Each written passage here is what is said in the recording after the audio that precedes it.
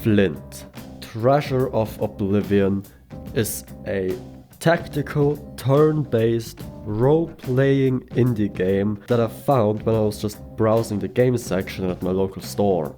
And considering I'm already a space pirate in No Man's Sky and am quite in love with pirate-themed media, why not try an actual pirate-themed game and do the same style of video for it that I did for No Man's Sky?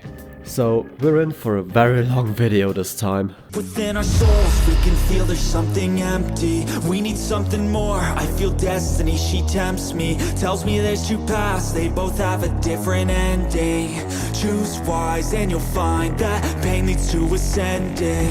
Till I'm dead and buried deep within a cemetery, I will fight, never weary, I wanna be legendary. I'm Captain Flint, and I chose a pirate's life. Once again, wealth was crossing my path. A good sacking plan is always the best way to recruit good sea dogs. This whole city was full of treasures and just waiting to be looted. I had it all together, on land and at sea. Obviously, nothing went as planned. Defeat was stinging. Yet it was just the beginning of our adventure, and they didn't see the end of me. We start the journey after a failed treasure hunt that is summarized in a rather cool comic style cutscene. And thus, I take control of Captain Flint, who starts looking around for food on a little float while actively starving to death with his first mate. This game is starting off dark, I love it. I look through the barrels, yet quickly notice that I'm out of supplies, thus realizing that I have to eat my first mate, and then I have to fight him. He ends up fleeing onto the mast to escape the attempted cannibalism, causing him to spot a vessel that picks us up and turns out to be a French ship, and we are brought to the captain. Flint lies about being attacked by pirates as not to be executed, and I assume to be able to get some food. Yet the other captain recognizes us and puts us in chains, thus throwing us into prison. We settle on escaping immediately, and thus I start exploring said prison. I eventually end up in an area with dying pirates and ask what they can do to help me out. At this point I have no idea what's going on in the story. I decide to talk to my friend that I tried to eat before again. Why the hell is he still with us? Because now he knows that we are not safe to be around. Anyhow, him and I decide to start a ruckus in the prison and beat some people senseless. The combat feels very D&D-esque due to the dice rolls, action points and movement. I do enjoy it, and while it does share some basic mechanics with Baldur's Gate 3, you very quickly realize it is very different from Baldur's Gate. And I actually love that, because it shows that D&D combat can be quite different on the rules you choose to play. Because again, this game feels very inspired by D&D. After the fight, the guards show up and, well, the guy we wanted to get out of the way, well, he gets put away. So things worked out quite well for us. We bribe a guard, and I do hope he joins our crew. After all, who doesn't love a good story about losing your morals and becoming possibly rich in the process? So I head back to my own cell, where it all started. We doze for a bit, and the young mate, the guard, arrives as planned. After taking the diamond back, that I would personally rather call a ruby, we take a saber as well and leave the prison. We eventually do reach town by climbing up a rope where the atmosphere is just amazing. We pick up a cleaver for my first mate, and he immediately uses it to hack a guard to death.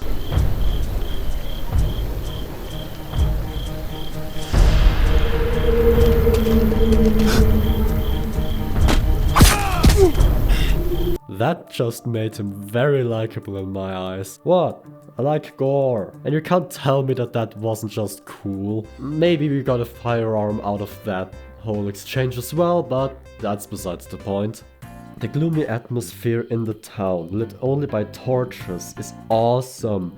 and gives me a slight sense of unease, which is greater for you, because due to the capture card, it is a bit darker than it was for me, and thus, I think it just has a way cooler vibe. We fight through guards and sneak through town across scaffolding to get to the graveyard where the map that we apparently are looking for is buried. I think it is buried at least, because at least it was said that it is in a grave. There, we now look for a tomb, different from a grave, but alright. And I find it rather fast and I step aside. And I just want to reiterate that I have no idea what's going on, barely understand the cutscenes and dialogue, and that I am just doing what the game tells me to do while trying to wrap my head around everything. The game does not tell you the story very well, in my opinion. Either way, the tomb is basically empty, forcing Flint to make a quick decision and letting our first mate Bones leave the tomb to check if it's even the right one. Which is a seemingly smart decision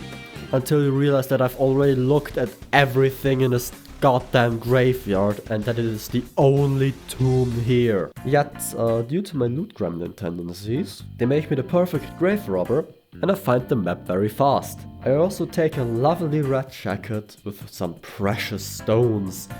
At least that's what the game calls them, even if to me it looks more like jewelry. We sure body the map and then look for some lodging in town, yet get stopped by some ruffians that want our booty. And this fight just shows my terrible luck with combat dice rolls in this game, because there is no luck. But we still manage to win and steal his hat, for whatever reason we decide to steal his hat. Either way, we finally achieve our pirate captain look. The game definitely is a slow burner story-wise, yet I love slower paced games that ease you in and don't throw you right into the action like a lot of games that are out nowadays, even if both approaches are good. Yet while I head to the Dead Rat, a tavern, I notice how railroaded the game really is. It's the first time I really picked up on it, which is not necessarily a bad thing, and in all honesty I somewhat expected it. I just would love some more exploration options and things to find while I was going through these linear levels. But we reach the tavern and decide to knock and are let in, where we try to find a crew, due to the fact that we found someone needing a crew that we plan to mutinize, which I didn't pick up on at first. And due to this, I pick up a priest and a blacksmith while eating my own words on the exploration, at least more or less. It never gets really that good with what I want, but you don't always get what you want, and for the game it already works well, so I'm not complaining. And I find a smuggler after a friendly chat. A fight breaks out, with him and me fighting some guards that are accusing the smuggler of kidnapping. And seeing his name in the character screen before combat just made me absolutely fucking lose it. Well, thus I added Jesus to my crew. Well, let's hope he doesn't find out I'm an incubus. Well, I let him be my helmsman, literally Jesus take the wheel, and continue my search for more crewmates. I won't show all the quests that are there for every single crew member you can get, because they're all awesome and I don't really wish to spoil every one of them. Plus I don't want to make this video 3 hours long. I then head back to the recruiter and get ready to sail, yet I am confronted in the Dead Rat Tavern and have to fight the soldiers. That fight sends the guard we bribed into despair, and thus he joins our group. Now all we need is to incite the mutiny and take over the Navy ship.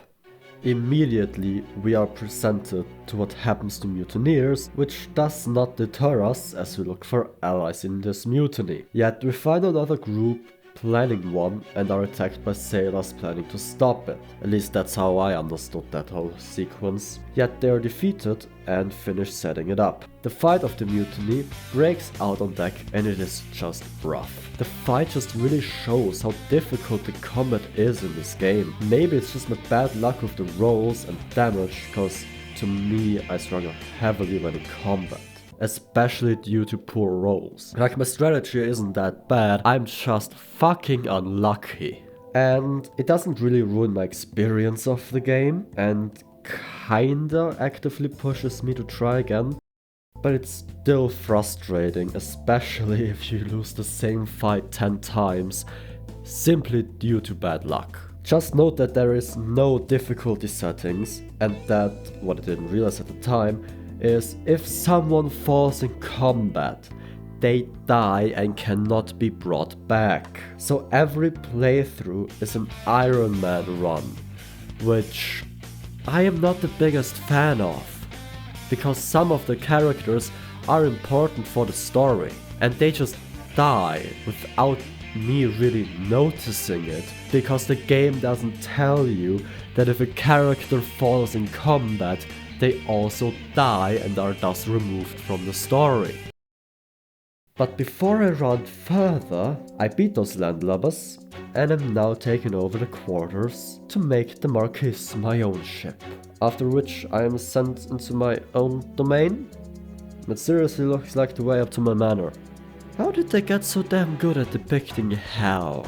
Well, anyhow, Flint gets an attribute that I can choose, and I wake up to motivate the crew, like I didn't just have the weirdest dream ever. Then we attack a slaver's ship. Like, two things. One, fuck, this makes me want to play a pirate-themed D&D campaign.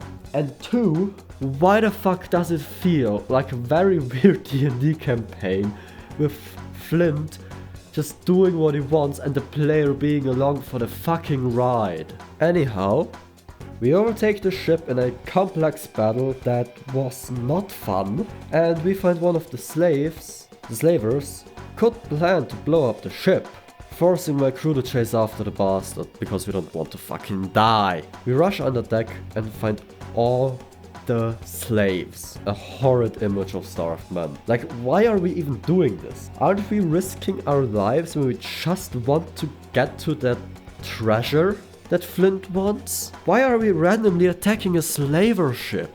Is it to humanize Flint and make him more likable? He's already just a likable asshole. Anyhow, one of the slaves apparently met a pirate named Silver, and we wish for that slave to go home, thus we sail for the island. This game really feels like someone made a D&D campaign that they played into a game, which is awesome, but the story just doesn't link and hook together that well, because especially this encounter just felt entirely random to me. Anyhow, we arrive on the island, yet it is guarded by cannons, and thus we decide to go via a small group, via dinghy.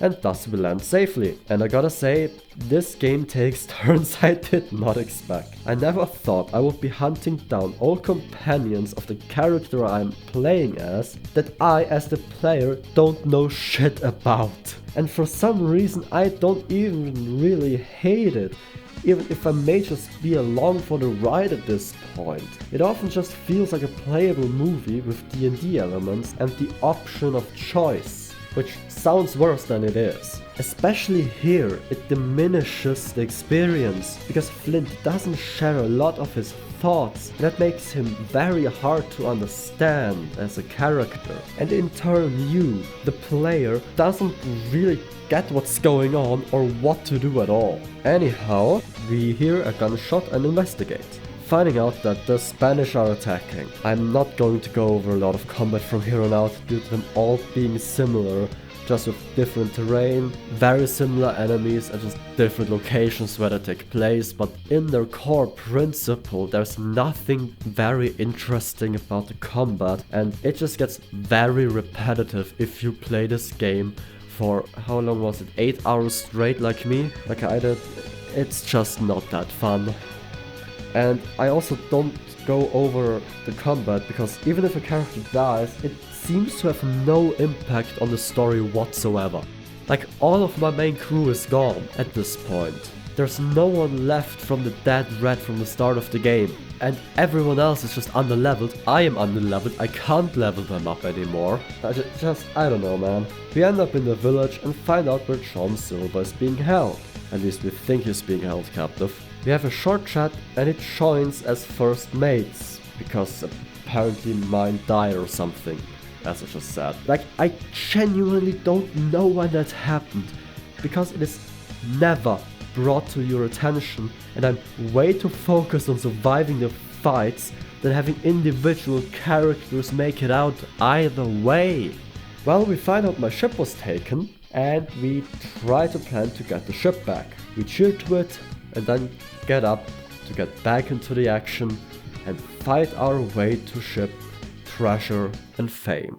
Look, I'm going to be honest. The game is awesome and I can recommend it, even if the storytelling takes getting used to, with you not fully knowing why things happen, when they do, how they do and why they do. The combat is difficult and you will lose crew members. Unless I am just further proving myself to be a fucking dipshit at playing games, which hardly is a surprise anymore. The fact characters die permanently and without a way to get them back, thus you often losing your best fighters, just adds to the difficulty and results in a game that can often be quite frustrating. And as I said, every fight feels the same. It's just full-on survival mode without strategy seeming to matter, because either way you're just gonna roll badly, which creates a very frustrating system. And I am genuinely unsure if I'm going to completely finish this game, but if I do, I'm going to make another video on it. So let me know in the comments if you do want a part 2 of my journey through Flint Treasure of Oblivion, and I may just do it. If you made it to the end of the video here, leave a like. Can't have been that awful, right, if you stuck around. Subscribe if you wanna see more of my videos. Now check out my No Man's Sky video where I became a space pirate, or watch my latest video, because I think you'd enjoy that too. But that's all the time I have for now, and with that, ciao, ciao, kuro.